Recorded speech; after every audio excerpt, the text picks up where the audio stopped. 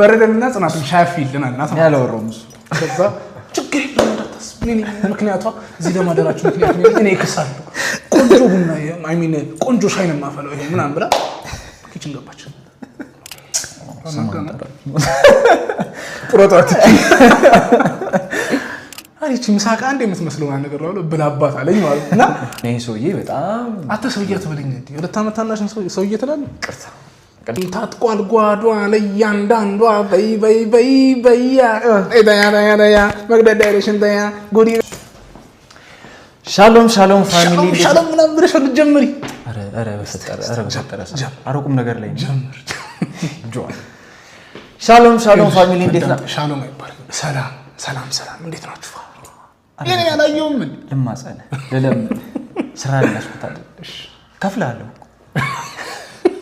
አሁን የሰው ፊት ይወራል አሁን እንዳትረብሽ ሻሎም ፋሚሊ እንዴት ናችሁ? እንግዲህ ዛሬ ሳዲዮ ማኔን ይዤላችሁ መጥቻለሁ። ሳዲዮ ማኔ ማነው ለምትሉኝ ናሆም የሚባለው ያ ወንበዴው ልጅ ነው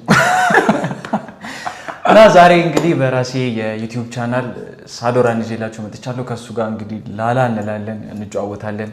ማውቃት ፈልጉም ከናሆም ጀርባ ያለውን ሳዶርን ማውቃት ፈልጉም። ዛሬ ከናሆም ጀርባ ያለውን ሳዶርን እንድታቁት አንዳንድ ጥያቄዎችን እየተጠያየቀን እየተጫወተን ፈታ ዘና እያለን አብረን እንውላለን። ዝግጁ ናችሁ?